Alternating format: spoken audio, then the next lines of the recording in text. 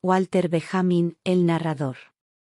El narrador, por muy familiar que nos parezca el nombre, no se nos presenta en toda su incidencia viva. Es algo que de entrada está alejado de nosotros y que continúa a alejarse aún más. Presentar a un Lescaut como narrador, no significa acercarlo a nosotros.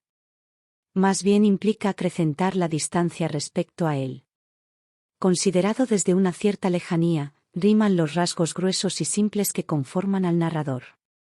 Mejor dicho, estos rasgos se hacen aparentes en él, de la misma manera en que en una roca, la figura de una cabeza humana o de un cuerpo de animal, se revelarían a un espectador, a condición de estar a una distancia correcta y encontrar el ángulo visual adecuado. Dicha distancia y ángulo visual están prescritos por una experiencia a la que casi cotidianamente tenemos posibilidad de acceder. Es la misma experiencia que nos dice que el arte de la narración está tocando a su fin. Es cada vez más raro encontrar a alguien capaz de narrar algo con probidad. Con creciente frecuencia se asiste al embarazo extendiéndose por la tertulia cuando se deja oír el deseo de escuchar una historia. Diríase que una facultad que nos pareciera inalienable, la más segura entre las seguras, nos está siendo retirada, la facultad de intercambiar experiencias.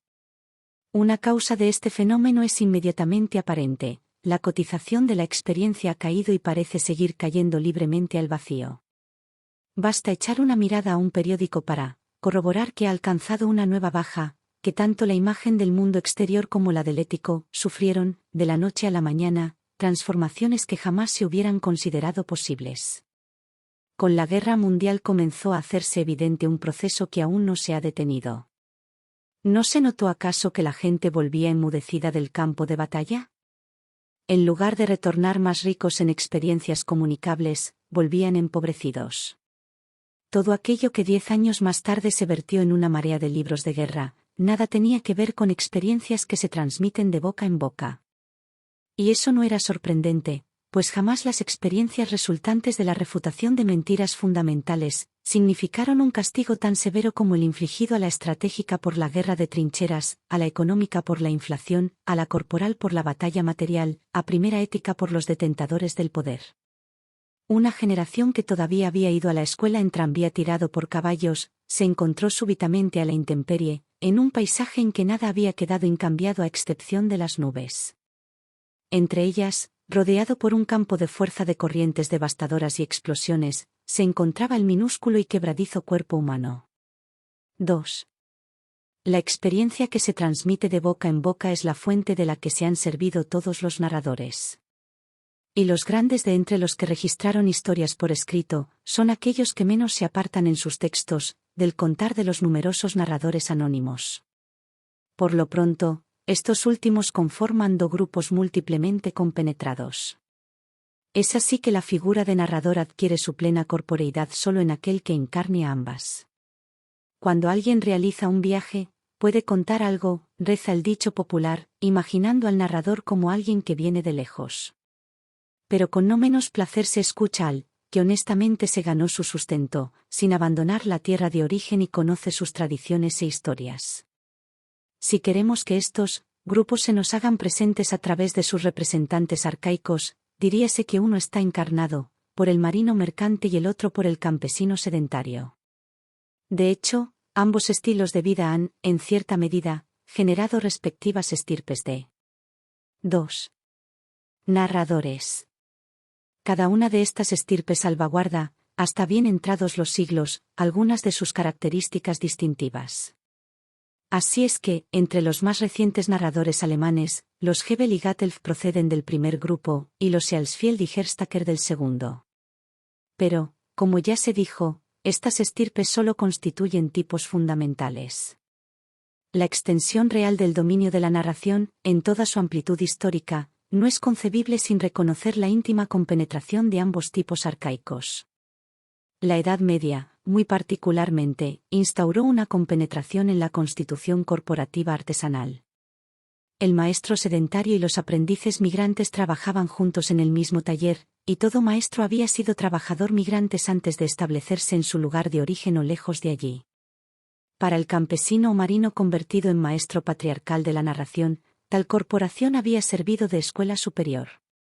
En ella se aunaba la noticia de la lejanía, tal como la refería el que mucho ha viajado de retorno a casa, con la noticia del pasado que prefiere confiarse al sedentario. 3. Lescaut está tan a gusto en la lejanía del espacio como en la del tiempo. Pertenecía a la Iglesia ortodoxa griega, mostrando además un sincero interés religioso. No por ello fue un menos sincero opositor de la burocracia eclesiástica. Y dado que no se llevaba mejor con la burocracia temporal, las funciones oficiales que llegó a desempeñar no fueron duraderas. En lo que respecta a su producción, el empleo que probablemente le resultó más fructífero fue el de representante ruso de una empresa inglesa que ocupó durante mucho tiempo. Por encargo de esa empresa viajó mucho por Rusia, y esos viajes estimularon tanto su sagacidad en asuntos del mundo como el conocimiento del estado de cosas ruso. Es así que tuvo ocasión de familiarizarse con el sectarismo del país, cosa que dejó huella en sus relatos. Lescaut encontró en las leyendas rusas aliados en su lucha contra la burocracia ortodoxa. De su cosecha puede señalarse una serie de narraciones legendarias, cuyo centro está representado por el justo, rara vez por el asceta, la mayoría de las veces por un hombre sencillo y hacendoso que llega a asemejarse a un santo de la manera más natural. Es que la exaltación mística no es lo suyo. Así como a veces Lescaut se dejaba llevar con placer por lo maravilloso, prefería unar una firme naturalidad con su religiosidad. Su modelo es el hombre que se siente a gusto en la tierra, sin entregarse excesivamente a ella. Actualizó una actitud similar en el ámbito profano, que se corresponde bien con el hecho de haber comenzado a escribir tarde, a los 29 años. Eso fue después de sus viajes comerciales. Su primer trabajo impreso se titula ¿Por qué son caros los libros en Kiev? Una serie adicional de escritos sobre la clase obrera, sobre el alcoholismo, sobre médicos policiales, sobre comerciantes desempleados, son los precursores de sus narraciones. 4. Un rasgo característico de muchos narradores natos es una orientación hacia lo práctico. Con mayor constancia que en el caso de Lescaut, esto puede apreciarse, por ejemplo, en un Gatelf, que daba consejos relativos a la economía agraria a sus campesinos. Volvemos a discernir ese interés en Noudie que se ocupó de los peligros derivados del alumbrado a gas, así como en Hebel que introducía leccionamientos de ciencias naturales en su pequeño tesoro. Todo ello indica la cualidad presente en toda verdadera narración. Aporta de por sí, velada o abiertamente, su utilidad, algunas veces. 3. En forma de moraleja, en otras, en forma de indicación práctica, o bien como proverbio o regla de vida. En todos los casos, el que narra es un hombre que tiene consejos para él. ¿Qué escucha? Y aunque hoy el saber consejo no suene pasado de moda, eso se debe a la circunstancia de una menguante comunicabilidad de la experiencia. Consecuentemente, estamos desasistidos de consejo tanto en lo que nos concierne a nosotros mismos como a los demás. El consejo no es tanto la respuesta a una cuestión como una propuesta referida a la continuación de una historia en curso. Para procurárnoslo, sería ante todo necesario ser capaces de narrarla. Sin contar con que el ser humano solo se abre a un consejo en la medida en que es capaz de articular su situación en palabras. El consejo es sabiduría entretejida en los materiales de la vida vivida. El arte narrar se aproxima a su fin, porque el aspecto épico de la verdad, es decir, la sabiduría, se está extinguiendo. Pero este es un proceso que viene de muy atrás. Y nada sería más disparatado que confundirla con una manifestación de decadencia, o peor aún considerarla una manifestación moderna. Se trata, más bien, de un efecto secundario de fuerzas productivas históricas seculares, que paulatinamente desplazaron a la narración del ámbito del habla, y que a la vez hacen sentir una nueva belleza en lo que desvanece. V. El más temprano indicio del proceso cuya culminación es el ocaso de la narración, es el surgimiento de la novela a comienzo de la época moderna. Lo que distingue a la novela de la narración, y de lo épico en su sentido más estricto, es su dependencia esencial del libro. La amplia difusión de la novela solo se hizo posible gracias a la invención de la imprenta. Lo oralmente transmisible, el patrimonio de la épica, es de índole diferente a primero que hacia una novela. Al no provenir de, ni integrarse en la tradición oral, la novela se enfrenta a todas las otras formas de creación en prosa como pueden ser la fábula, la leyenda e, incluso, el cuento. Pero sobre todo, se enfrenta al narrar. El narrador toma lo que narra de la experiencia, la suya propia o la transmitida, la toma a su vez, en experiencias de aquellos que escuchan su historia. El novelista, por su parte, se ha segregado. La cámara de nacimiento de la novela es el individuo en su soledad, es incapaz de hablar en forma ejemplar sobre sus aspiraciones más importantes, él mismo está desasistido de consejo e imposibilidad de darlo. Escribir una novela significa colocar lo inconmensurable en lo más alto al representar la vida humana. En medio de primera plenitud de la vida, y mediante la representación de esa plenitud la novela informa sobre la profunda carencia de consejo, del desconcierto del hombre viviente. El primer gran libro del género Don Quijote, ya enseña cómo la magnanimidad, la audacia, y altruismo de uno de los más nobles, del propio Don Quijote están completamente desasistidos de consejo y no contienen ni una chispa de sabiduría. Si una y otra vez a lo largo de los siglos se intenta introducir aleccionamientos en la novela, estos intentos acaban siempre produciendo modificaciones de la forma misma de la novela. Contrariamente, la novela educativa no se aparta para nada de la estructura fundamental de la novela. Al integrar el proceso social vital en la formación de una persona, concede a los órdenes por él determinados la justificación más frágil que pueda pensarse. Su legitimación está torcida respecto de su realidad. En la novela educativa, precisamente lo insuficiente se hace acontecimiento. 4. B. Es preciso pensar la transformación de las formas épicas, como consumada en ritmos comparables a los de los cambios que, en el transcurso de cientos de milenios, sufrió la superficie de la Tierra. Es difícil que las formas de comunicación humana se hayan elaborado con mayor lentitud, y que con mayor lentitud se hayan perdido. La novela, cuyos inicios se remontan a la antigüedad, requirió cientos de años, hasta toparse, en la apenas sobrevenidos estos elementos, la narración comenzó, lentamente, a retraerse a lo arcaico, se apropió, en más de un sentido, del nuevo contenido, pero sin llegar a estar realmente determinado por esta incipiente burguesía, con los elementos que le sirvieron para florecer. Por otra parte, nos percatamos que, con el consolidado dominio de la burguesía, que cuenta con la prensa como uno de los principales instrumentos del capitalismo avanzado, hace su aparición una forma de comunicación que, por antigua que sea, jamás incidió de forma determinante sobre la forma épica. Pero ahora sí lo hace. Y se hace patente que sin ser menos ajena a la narración que la novela, se le enfrenta de manera mucho más amenazadora, hasta llevarla a una crisis. Esta nueva forma de la comunicación es la información. Villemessant, el fundador de Le Figaro, caracterizó la naturaleza de la información con una fórmula célebre. A mis lectores, solía decir, el incendio en un techo en el Cortial Latin les es más importante que una revolución en Madrid. De golpe queda claro que, ya no la noticia que proviene de lejos, sino la información que sirve de soporte a lo más próximo, cuenta con la preferencia de la audiencia. Pero la noticia proveniente de lejos, sea la espacial de países lejanos o la temporal de la tradición, disponía de una autoridad que le concedía vigencia, aun en aquellos casos en que no se la sometía a control. La información, empero, reivindica una pronta verificabilidad. Eso es lo primero que constituye su inteligibilidad de suyo. A menudo no es más exacta que las noticias de siglos anteriores. Pero, mientras que éstas recurrían de buen grado a los prodigios, es imprescindible que la información suene plausible.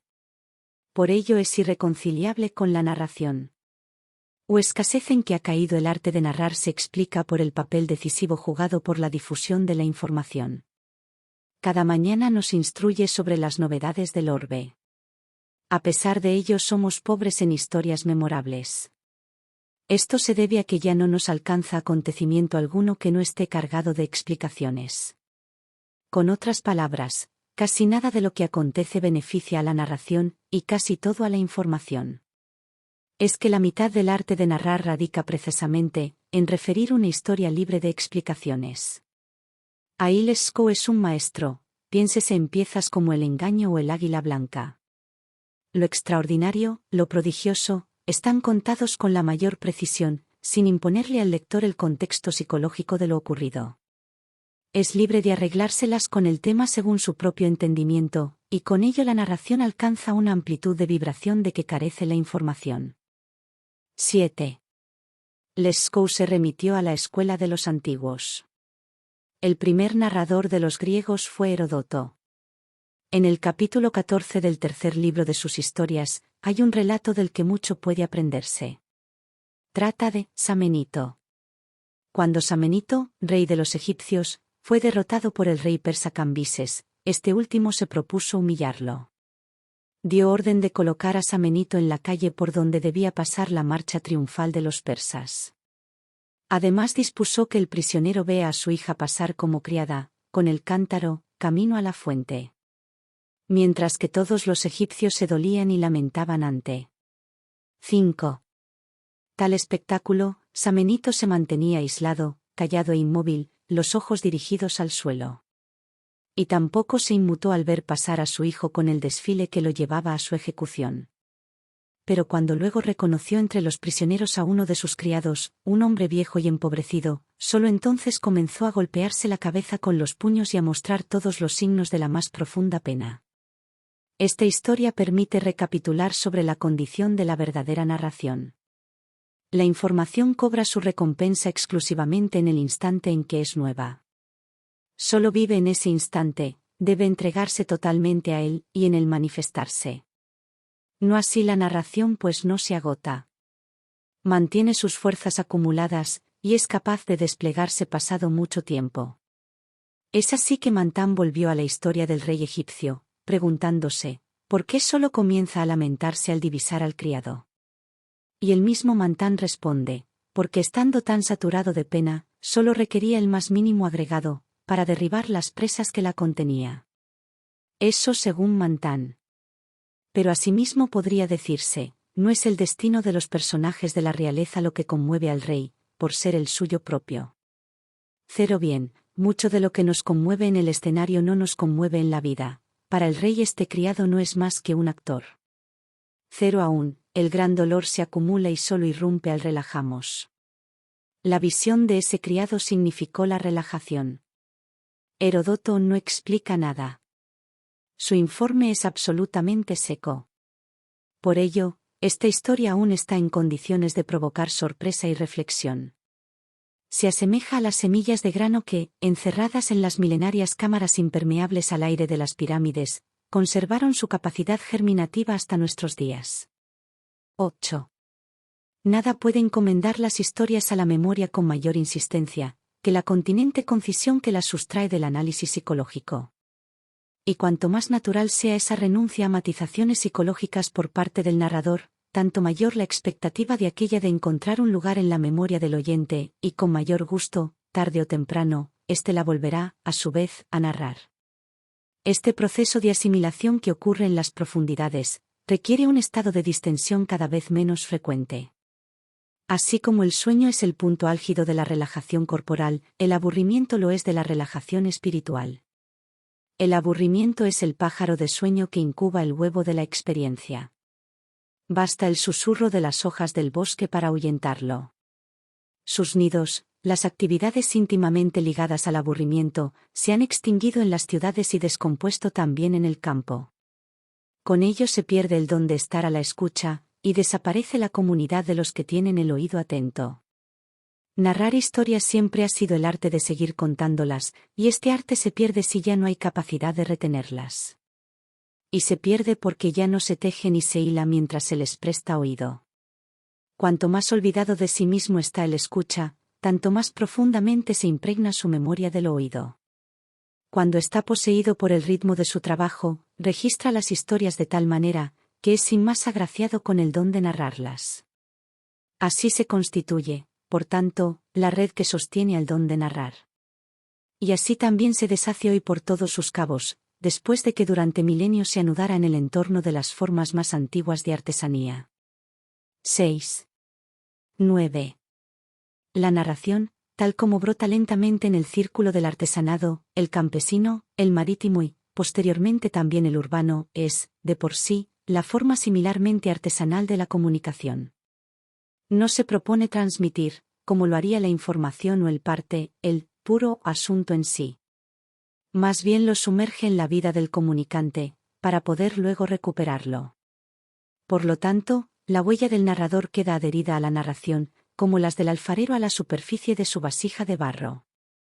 El narrador tiende a iniciar su historia con precisiones sobre las circunstancias en que ésta le fue referida, o bien la presenta llanamente como experiencia propia. Lescaut comienza el engaño con la descripción de un viaje en tren, durante el cual habría oído de parte de un compañero de trayecto los sucesos repetidos a continuación. En otro caso rememora el entierro de Dostoyevsky, ocasión a la que atribuye su conocimiento de la heroína de su narración, con motivo de la sonata Kreutzer. Cero bien evoca una reunión en un círculo de lectura en que se formularon los pormenores reproducidos en Hombres interesantes. De esta manera, su propia huella por doquier está a flor de piel en lo narrado, si no por haberlo vivido, por lo menos por ser responsable de la relación de los hechos. Por lo pronto, Lescaut mismo reconoce el carácter artesanal del arte de narrar. La composición escrita no es para mí un arte liberal, sino una artesanía. En consecuencia, no debe sorprender que se haya sentido vinculado a la artesanía, en tanto se mantenía ajeno a la técnica industrial.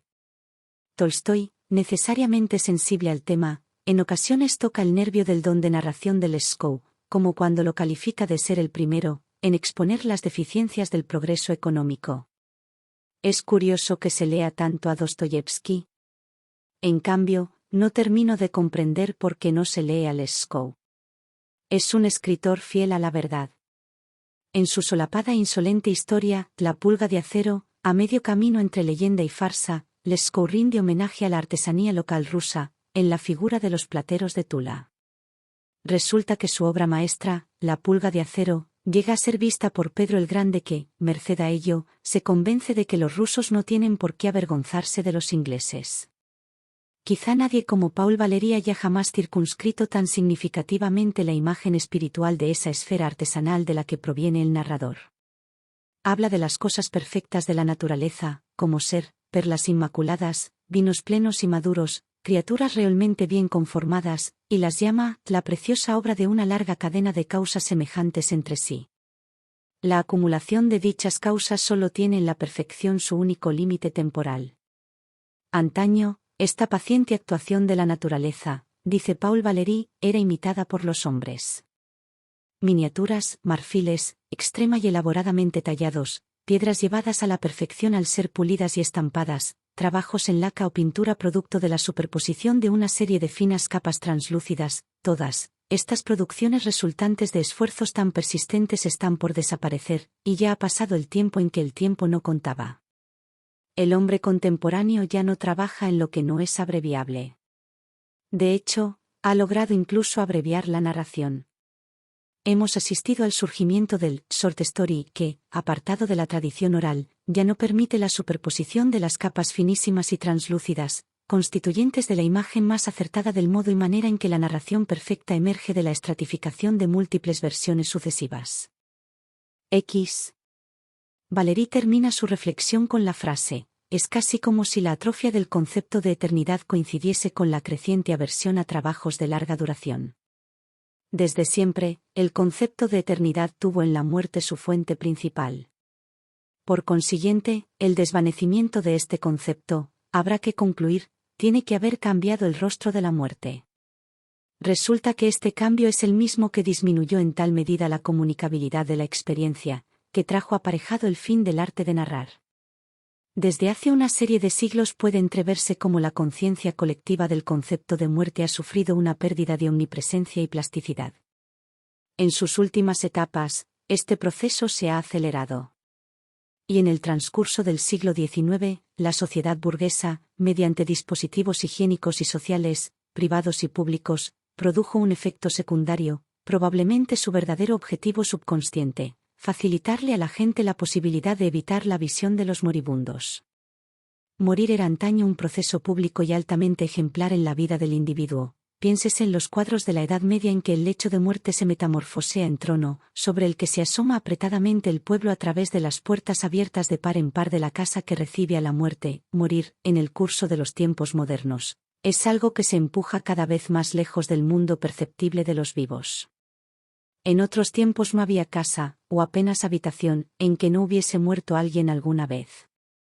El medioevo experimentó también espacialmente, lo que en un sentido temporal expresó tan significativamente la inscripción del reloj solar de Ibiza, Ultima Maltis.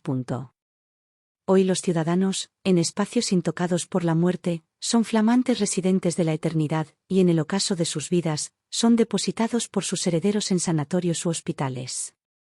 Pero es ante nada en el moribundo que, no solo el saber y la sabiduría del hombre adquieren una forma transmisible, sino sobre todo su vida vivida, y ese es el material del que nacen las historias. De la misma manera en que, con el transcurso de su vida, se ponen en movimiento una serie de imágenes en la interioridad del hombre, consistentes en sus nociones de la propia persona, y entre las cuales, sin percatarse de ello, se encuentra a sí mismo, así aflora de una vez en sus expresiones y miradas lo inolvidable, comunicando a todo lo que le concierne, esa autoridad que hasta un pobre diablo posee sobre los vivos que lo rodean. En el origen de lo narrado está esa autoridad. 11. La muerte es la sanción de todo lo que el narrador puede referir y ella es quien le presta autoridad. En otras palabras, sus historias nos remiten a la historia natural. En una de las más hermosas del incomparable Johann Peter Hebel, esto es expresado de forma ejemplar. Aparece en El pequeño tesoro del amigo íntimo renano, se llama Inesperado reencuentro, y comienza con el compromiso matrimonial de un joven que trabaja en las minas de Fallen. En vísperas de su boda, la muerte del minero lo alcanza en las profundidades de la galería. Aún después de esta desgracia, su prometida continúa siéndole fiel, y vive lo suficiente como para asistir, ya convertida en una madrecita viejísima, a la recuperación, en la galería perdida, de un cadáver perfectamente conservado por haber estado impregnado en vitriolo verde, y que reconoce como el cuerpo de su novio. Al cabo de este reencuentro, la muerte la reclama también a ella. Dado que Hebel, en el transcurso de la historia, se ve en la necesidad de hacer patente el pasaje de los años, lo resuelve con las siguientes líneas. Entretanto la ciudad de Lisboa en Portugal fue destruida por un terremoto, y la guerra de los 7 años quedó atrás, y el emperador Francisco y murió, y la orden de los jesuitas fue disuelta y Polonia dividida, y murió la emperatriz María Teresa, y Struensao fue ejecutado, América se liberó, y las fuerzas conjuntas de Francia y España no lograron conquistar Gibraltar. Los 8 turcos encerraron al general Stein en la cueva de los veteranos en Hungría, y también el emperador José falleció. El rey Gustavo de Suecia conquistó la Finlandia rusa, y la Revolución Francesa y la Larga Guerra comenzaron, y también el emperador Leopoldo II acabó en la tumba. Napoleón conquistó Prusia, y los ingleses bombardearon Copenhague, y los campesinos sembraron y segaron. Los molineros molieron, y los herreros forjaron, y los mineros excavaron en pos de las vetas de metal en sus talleres subterráneos. Pero cuando los mineros de Fallen en el año 1809. Jamás ningún narrador insertó su relación más profundamente en la historia natural que Hebel con su cronología. Léasela con atención, la muerte irrumpe en ella según turnos tan regulares como el hombre de la guadaña en las procesiones que a mediodía detienen su marcha frente al reloj de la catedral. 12. Todo examen de una forma épica determinada tiene que ver con la relación que esa forma guarda con la historiografía. En efecto, hay que proseguir y preguntarse si la historiografía no representa acaso el punto de indiferencia creativa entre todas las formas épicas. En tal caso, la historia escrita sería a las formas épicas, lo que la luz blanca es a los colores del espectro. Sea corno fuere, de entre todas las formas épicas, ninguna ocurre tan indudablemente en la luz pura e incolora de la historia escrita como la crónica. En el amplio espectro de la crónica se estructuran las maneras posibles de narrar como matices de un mismo color. El cronista es el narrador de la historia. Puede pensarse nuevamente en el pasaje de Hebel, tan claramente marcado por el acento de la crónica, y medir sin esfuerzo la diferencia entre el que escribe la historia, el historiador, y el que la narra, es decir, el cronista. El historiador está forzado a explicar de alguna manera los sucesos que lo ocupan, bajo circunstancia alguna puede contentarse presentándolos como muestras del curso del mundo. Pero eso es precisamente lo que hace el cronista, y más expresamente aún, su representante clásico, el cronista del medioevo, que fuera el precursor de los más recientes escritores de historia. por estar la narración histórica de tales cronistas basada en el plan divino de salvación, que es inescrutable, se desembarazaron de antemano de la carga que significa la explicación demostrable. En su lugar aparece la exposición exegética que no se ocupa de un encadenamiento de eventos determinados, sino de la manera de inscribirlos en el gran curso inescrutable del mundo. Da lo mismo si se trata del curso del mundo condicionado por la historia sagrada o por la natural. En el narrador se preservó el cronista, aunque como figura transformada, secularizada. Lescaut es uno de aquellos cuya obra da testimonio de este estado de cosas con mayor claridad. Tanto el cronista, orientado por la historia sagrada, como el narrador profano, tienen una participación tan intensa en este cometido, que en el caso de algunas narraciones es difícil decidir si el telar que las sostiene es el dorado de la religión o el multicolor de una concepción profana del curso de las cosas. Piénsese en la narración, la alejandrita, que transfieren al lector a ese tiempo antiguo en que las piedras en el seno de la tierra y los planetas en las alturas celestiales aún se preocupaban del destino humano, no como hoy en que tanto en los cielos como en la tierra todo ha terminado siendo indiferente al destino de los hijos del hombre, y de ninguna parte una voz les habla o les presta obediencia. Los planetas recientemente descubiertos ya no juegan papel alguno en los horóscopos, y una multitud de nuevas piedras, todas medidas y pesadas, de peso específico y densidad comprobados, ya nada nos anuncian ni nos aportan utilidad alguna. El tiempo en que hablaban con los hombres ha pasado. Tal como lo ilustra la narración de Lescaut, es prácticamente imposible caracterizar unívocamente el curso del mundo. ¿Está acaso determinado por la historia sagrada o por la natural? Lo único cierto es que está, en tanto curso del mundo, fuera de todas las categorías históricas propiamente dichas. La época en que el ser humano pudo creerse en consonancia con la naturaleza, dice Lescaut, ha expirado. A esa edad del mundo Schiller llamó el tiempo de la poesía ingenua. El narrador le guarda fidelidad, y su mirada no se aparta de ese cuadrante ante el cual se mueve esa procesión de criaturas, y en la que, según el caso, la muerte va a la cabeza, o bien es el último y miserable rezagado. 13. Rara vez se toma en cuenta que la relación ingenua del oyente con el narrador está dominada por el interés de conservar lo narrado. El punto cardinal para el oyente sin prejuicios es garantizar la posibilidad de la reproducción. La memoria es la facultad épica que está por encima de todas las otras. Únicamente gracias a una extensa memoria, por un lado la épica puede apropiarse del curso de las cosas, y por el otro, con la desaparición de éstas, reconciliarse con la violencia de la muerte. No debe asombrar que para el hombre sencillo del pueblo, tal como se lo imaginara un día Lescaut, el zar, la cabeza del mundo en que sus historias ocurren, disponga de la más vasta memoria. De hecho, nuestro zar y toda su familia gozan de una asombrosa memoria. Mnemosyne, la rememoradora, fue para los griegos la musa de lo épico. Este nombre reconduce al observador a una encrucijada de la historia del mundo. Cero sea que, si lo registrado por el recuerdo, la escritura de la historia, representa la indiferencia creativa de las distintas formas épicas, así como la gran prosa es la indiferencia creativa de las distintas medidas del verso, su forma más antigua, la epopeya, incluye a la narración y a la novela, merced a una forma de indiferencia. Cuando con el transcurso de los siglos, la novela comenzó a salirse del seno de la epopeya, se hizo patente que el elemento músico de lo épico en ella contenido, es decir, el recuerdo, se pone de manifiesto con una figura completamente diferente a la de la narración. El recuerdo funda la cadena de la tradición que se retransmite de generación en generación. Constituye, en un sentido amplio, lo músico de la épica. Abarca las formas músicas específicas de la épica. Y entre ellas, se distingue ante nada, aquella encarnada en el narrador. Funda la red compuesta en última instancia por todas las historias.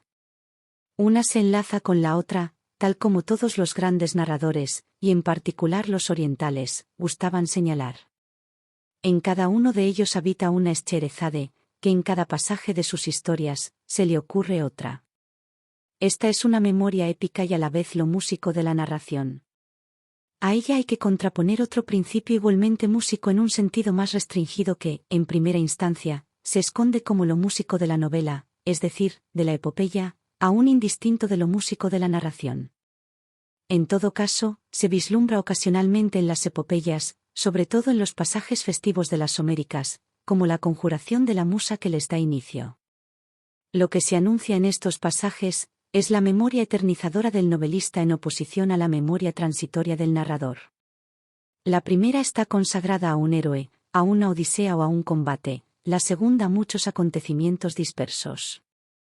En otras palabras, es la rememoración, en tanto musa de la novela, lo que se separa de la memoria, lo músico de la narración, una vez extendida la unidad originaria del recuerdo, a causa del desmoronamiento de la epopeya. 10. 14. Nadie, dice Pascal, muere tan pobre que no deje algo tras sí. Lo que vale ciertamente también para los recuerdos, aunque estos no siempre encuentren un heredero. El novelista toma posesión de este legado, a menudo no sin cierta melancolía. Porque, tal como una novela de Arnold Bennett pone en boca de los muertos, de ningún provecho le fue la vida real. A eso suele estar condenado el legado que el novelista asume. En lo que se refiere a este aspecto de la cuestión, debemos a George Lukács una clarificación fundamental, al ver en la novela la forma trascendental de lo apátrida. Según Lukács, la novela es a la vez la única forma que incorpora el tiempo entre sus principios constitutivos. El tiempo, se afirma en la teoría de la novela, solo puede hacerse constitutivo cuando cesa su vinculación con la patria trascendental. Únicamente en la novela, sentido y vida se disocian y con ello, lo esencial de lo temporal. Casi puede decirse que toda la acción interna de la novela se reduce a una lucha contra el poderío del tiempo. Y de ello, se desprenden las vivencias temporales de origen épico auténtico, la esperanza y el recuerdo. Únicamente en la novela, ocurre un recuerdo creativo, pertinente al objeto y que en él se transforma. Aquí, la dualidad de interioridad y mundo exterior solo puede superarse para el sujeto, si percibe la unidad de la totalidad de su vida desde las corrientes vitales pasadas y condensadas en el recuerdo. El entendimiento que concibe tal unidad, será el presentimiento intuitivo del inalcanzado, y por ello inarticulable, sentido de la vida. De hecho, el sentido de la vida es el centro alrededor del cual se mueve la novela. Pero tal planteamiento no es más que la expresión introductoria de la desasistida falta de consejo con la que el lector se ve instalado en esa vida escrita. Por un lado, sentido de la vida, por otro, la moraleja de la historia. Esas soluciones indican la oposición entre novela y narración, y en ellas puede hacerse la lectura de las posiciones históricas radicalmente diferentes de ambas formas artísticas. Si Don Quijote es la primera muestra lograda de la novela, quizá la más tardía sea Educación Sentimentale. En sus palabras finales, el sentido con que se encuentra la época burguesa en el comienzo de su ocaso en su hacer y dejar de hacer, se ha precipitado como levadura en el recipiente de la vida. Frederick y Deloriers, amigos de juventud, rememoran su amistad juvenil. Ello hace aflorar una pequeña historia, de cómo un día, a escondidas y medrosos, se presentaron en la casa pública de la ciudad natal, sin hacer más que ofrecer a la patrona un ramillete de flores que habían recogido en su jardín. 3 años más tarde se hablaba aún de esta historia. Y uno al otro la contaban detalladamente, ambos contribuyendo a completar el recuerdo. Eso fue quizá lo más hermoso de nuestras vidas, dijo Frederick cuando terminaron. Sí, puede que tengas razón, respondió Deloriers, quizá fue lo más hermoso de nuestras vidas, punto. Con este reconocimiento la novela llega a su fin, que en un sentido estricto es más adecuado a ella que a cualquier narración. De hecho, no hay narración alguna que pierda su legitimación ante la pregunta, ¿cómo sigue? Por su parte, la novela no puede permitirse dar un paso más allá de aquella frontera en la que el lector, con el sentido de la vida pugnando por materializarse en sus presentimientos, es por ello invitado a estampar la palabra fin debajo de la página. 11. 15. Todo aquel que escucha una historia, está en compañía del narrador, incluso el que lee, participa de esa compañía. Pero el lector de una novela está a solas, y más que todo otro lector. Es que hasta el que lee un poema está dispuesto a prestarle voz a las palabras en beneficio del oyente. En esta su soledad, el lector de novela se adueña de su material con mayor celo que los demás. Está dispuesto a apropiarse de él por completo, a devorarlo, por decirlo así. En efecto, destruye y consume el material como el fuego los leños en la chimenea. La tensión que atraviesa la novela mucho se asemeja a la corriente de aire que anima las llamas de la chimenea y aviva su juego. La materia que nutre el ardiente interés del lector es una materia seca. ¿Qué significa esto? Moritz Heimann llegó a decir, un hombre que muere a los 35 años, es, en cada punto de su vida, un hombre que muere a los 35 años.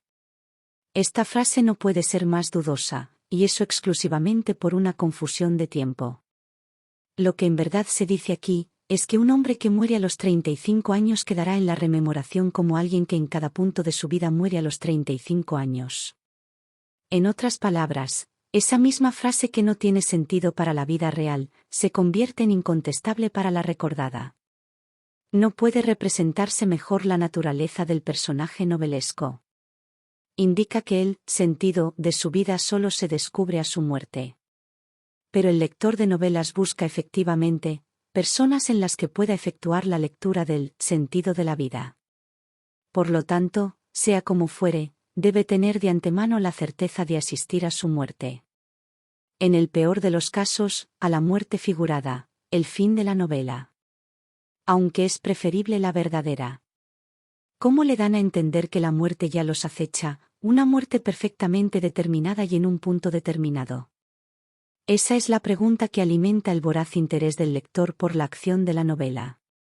Por consiguiente, la novela no es significativa por presentar un destino ajeno e instructivo, sino porque ese destino ajeno, por la fuerza de la dama que lo consume, nos transfiere el calor que jamás obtenemos del propio.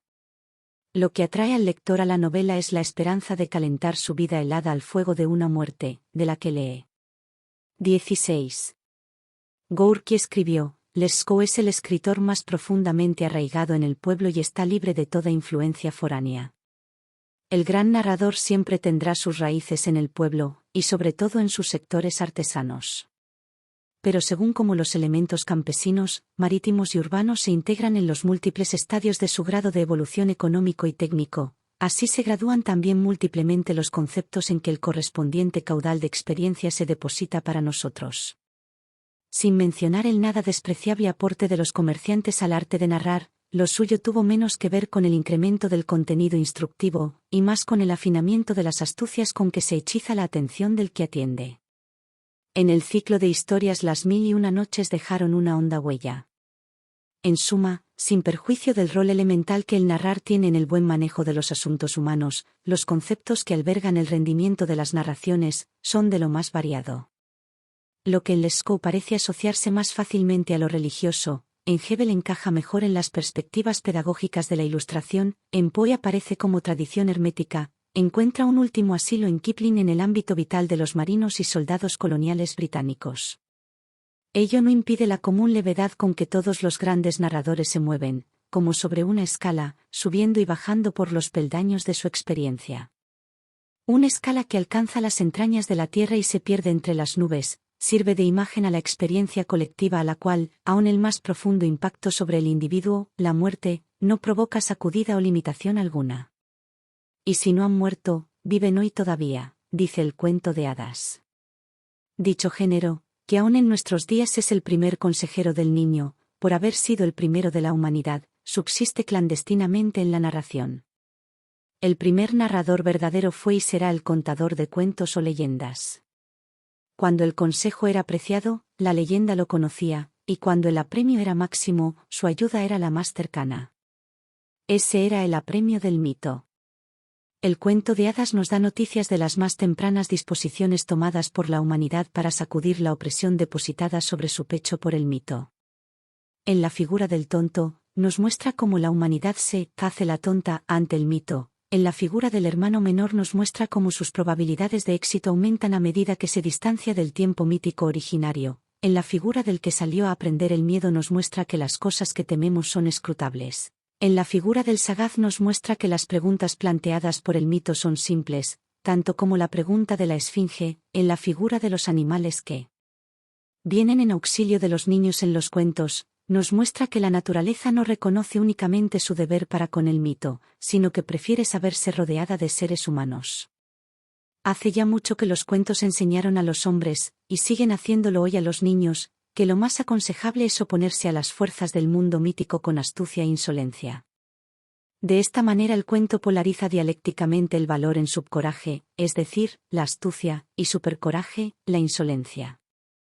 El hechizo liberador de que dispone el cuento, no pone en juego a la naturaleza de un modo mítico, sino que insinúa su complicidad con el hombre liberado. El hombre maduro experimenta esta complicidad, solo alguna que otra vez, en la felicidad, pero al niño se le aparece por vez primera en el cuento de hadas y lo hace feliz. 17. Pocos narradores hicieron gala de un parentesco tan profundo con el espíritu del cuento de hadas como Lescaut. Se trata de tendencias alentadas por la dogmática de la Iglesia greco-ortodoxa. Como es sabido, en el contexto de esta dogmática, juega un papel preponderante la especulación de Orígenes sobre la apocastasis, el acceso de todas las almas al paraíso, que fuera rechazada por la Iglesia romana. Lescaut estaba muy influido por Orígenes. Se proponía traducir su obra sobre las causas primeras. Empalmando con la creencia popular rusa, interpretó la resurrección, no tanto como transfiguración, sino como desencantamiento. Semejante interpretación de Orígenes está basada en El peregrino encantado. En esta, como en otras muchas historias de Lescaut, se trata de una combinación de cuento de hadas y leyenda, bastante similar a la mezcla de cuento de hadas y saga a la que se refiere Ernst Bloch cuando explica a su manera el ya mencionado divorcio entre el mito y el cuento de hadas. Una mezcla de cuento de hadas y saga, dice, contiene algo propiamente amítico, es mítica en su incidencia hechizante y estática, y aún así no está fuera del hombre. Míticas, en este sentido son las figuras de corte taoísta, sobre todo las muy antiguas como la pareja Filemón y Baucis, como salidos de un cuento aunque posando con naturalidad. Y esta situación se repite ciertamente en el mucho menos taoísta Gatelf, a ratos extrae a la saga de la localidad del embrujo, salva la luz de la vida propia al hombre que arde tanto dentro como fuera. Como salidos de un cuento son los personajes que conducen el cortejo de las criaturas del Lescaut, los justos, Pavillín, figura, el artista de los peluquines, el guardián de osos, el centinela bondadoso. Todos. 13.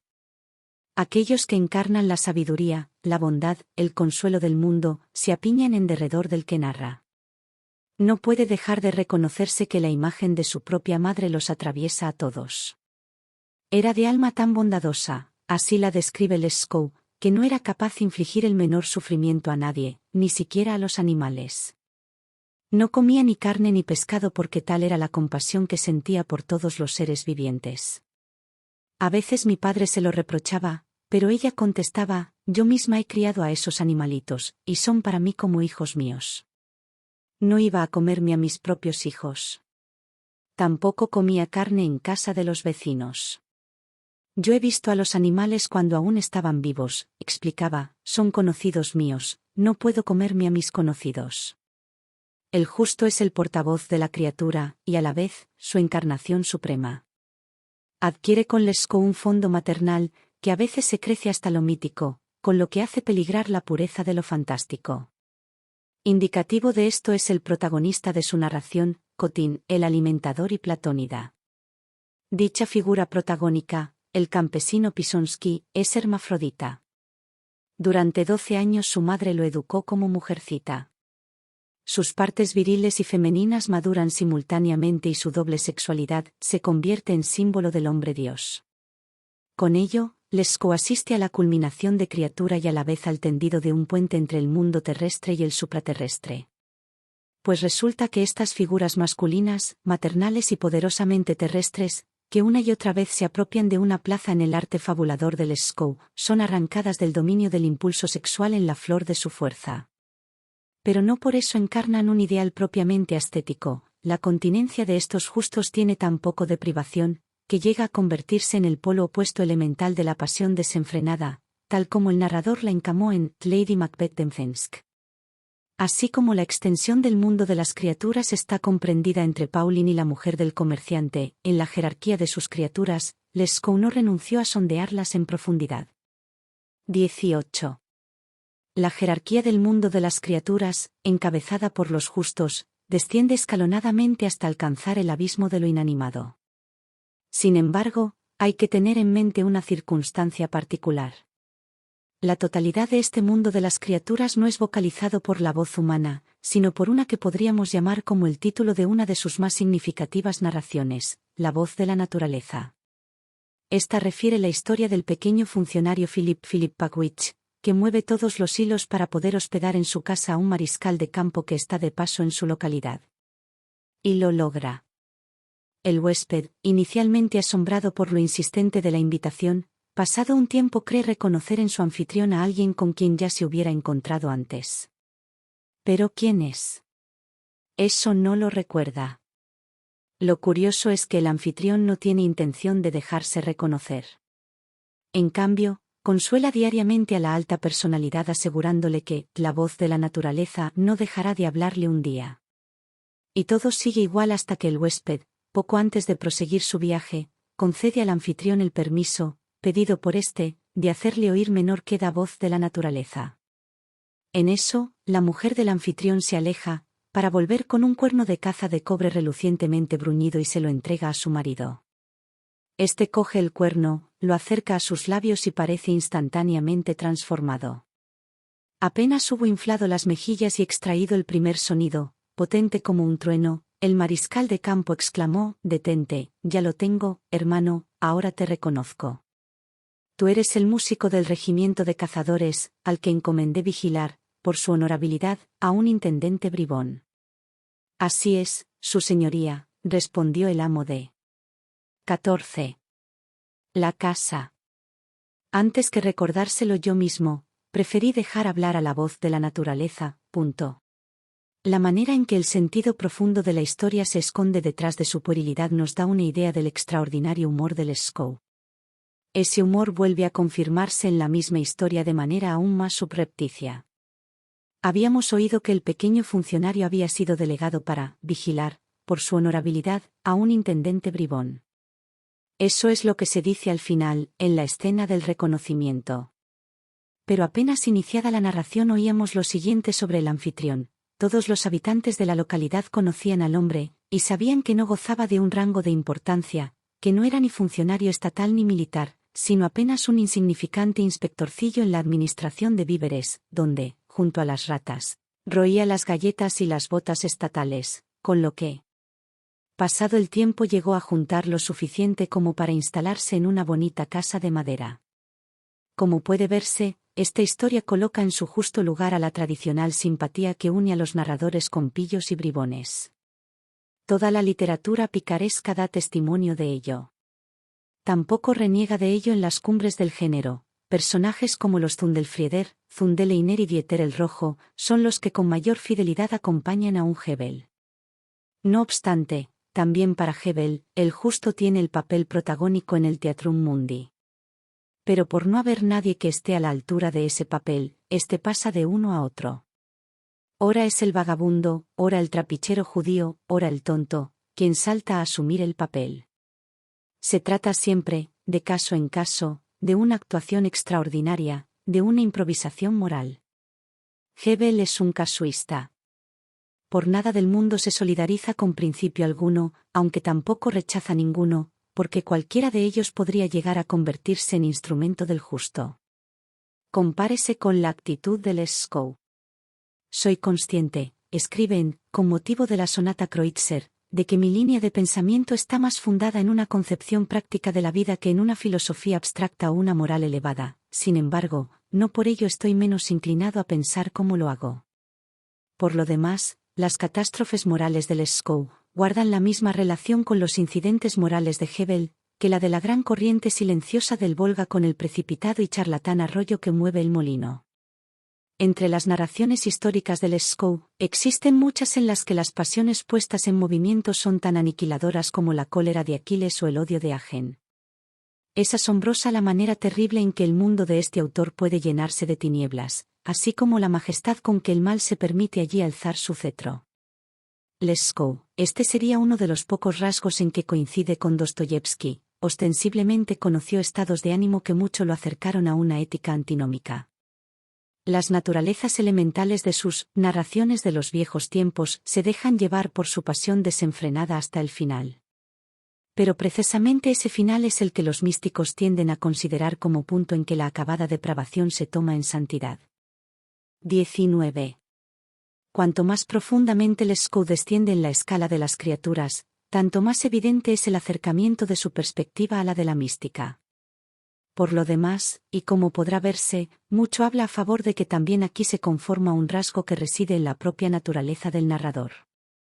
Ciertamente solo pocos osaron internarse en las profundidades de la naturaleza inanimada, y en la reciente literatura narrativa poco hay que, con la voz del narrador anónimo anterior a todo lo escrito, pueda resonar tan audiblemente como la historia, la Alejandrita, de Lescaut. Trata de una piedra, el piropo. Desde el punto de vista de la criatura, la pétrea es la capa más inferior. Pero 15. Para el narrador está directamente ligada a la superior. A él le está dado atisbar, en esta piedra semipreciosa, el piropo, una profecía natural de la naturaleza petrificada e inanimada, referida al mundo histórico en que vive. Es el mundo de Alejandro II. El narrador, o mejor dicho, el hombre al que atribuye el propio saber, es un orfebre de la piedra llamado Wenzel y que llevó su oficio a niveles artísticos apenas imaginables. Se lo puede colocar junto a los plateros de Tula y decir que, de acuerdo a Lescaut, el artesano consumado tiene acceso a la cámara más recóndita del reino de las criaturas. Es una encarnación de lo piadoso. De este orfebre se cuenta, de pronto cogió mi mano, la mano en que tenía el anillo con la Alejandrita, que, como es sabido, da destellos rojos bajo iluminación artificial, y exclamó, mirad, he aquí la piedra rusa profética. Oh, siberiana taimada. Siempre verde como la esperanza, y sólo cuando llegaba la tarde se inundaba de sangre. Así fue desde el origen del mundo, pero durante mucho tiempo se escondió en el interior de la tierra, y no permitió que se la descubriese hasta que llegó a Siberia, un gran hechicero, un mago, para encontrarla, justo el día en que el zar Alejandro fue declarado mayor de edad. ¿Qué disparates dice?, le interrumpí. Esa piedra no fue descubierta por ningún hechicero, sino por un sabio llamado Nordenskjöld. Un hechicero, le digo. Un hechicero, gritaba Wenzel a toda voz. No tiene más que fijarse en la piedra. Contiene una verde mañana y una tarde sangrienta. Y ese es el destino del noble zar Alejandro. Dichas esas palabras, el viejo Wenzel se volvió hacia la pared, apoyó su cabeza sobre el codo y comenzó a sollozar. Difícilmente podríamos acercarnos más al significado de esta importante narración, que esas pocas palabras que Paul Valéry escribiera en un contexto muy alejado de este. Al considerar a un artista dice, la observación artística puede alcanzar una profundidad casi mística. Los objetos sobre los que se posa pierden su nombre, sombras y claridad conforman un sistema muy singular, plantean problemas que les son propios, y que no caen en la órbita de ciencia alguna, ni provienen de una práctica determinada, sino que deben su existencia y valor, exclusivamente a ciertos acordes que, entre alma, ojo y mano, se instalan en alguien nacido para aprenderlos y conjurarlos en su propia interioridad. Con estas palabras, alma, ojo y mano son introducidos en el mismo contexto. Su interacción determina una práctica. Pero dicha práctica ya no nos es habitual. El rol de la mano en la producción se ha hecho más modesto, y el lugar que ocupaba en el narrar está desierto. Y es que, en lo que respecta a su aspecto sensible, el narrar no es de ninguna manera obra exclusiva de la voz. En el auténtico narrar, la mano, con sus gestos aprendidos en el trabajo, influye mucho más, apoyando de múltiples formas lo pronunciado. Esa vieja coordinación de alma, ojo y mano que emerge de las palabras de Valéry, es la coordinación artesanal con que nos topamos siempre que el arte de narrar está en su elemento. Podemos ir más lejos y preguntamos si la relación del narrador con su material, la vida humana, no es de por sí una relación artesanal. Si su tarea no consiste, precisamente, en elaborar las materias primas de la experiencia, la propia y la ajena, de forma sólida, útil y única. Se trata de una elaboración de la cual el proverbio ofrece una primera noción, en la medida en que lo entendamos como ideograma de una narración. Podría decirse que los proverbios son ruinas que están en el lugar de viejas historias, y donde, como la hiedra en la muralla, una moraleja trepa sobre un gesto. Así considerado, el narrador es admitido junto al maestro y al sabio. Sabe consejos, pero no para algunos casos como el proverbio, sino para muchos, como el sabio. Y ello porque le está dado recurrir a toda una vida. Por lo demás, una vida que no solo incorpora la propia experiencia, sino, en no pequeña medida, también la ajena. En el 16. Narrador, lo sabido de oídas se acomoda junto a lo más suyo. Su talento es de poder narrar su vida y su dignidad, la totalidad de su vida. El narrador es el hombre que permite que las suaves llamas de su narración consuman por completo la mecha de su vida. En ello radica la incomparable atmósfera que rodea al narrador, tanto en Lescaut como en Howe, en Poe como en Stevenson. El narrador es la figura en la que el justo se encuentra consigo mismo. 17.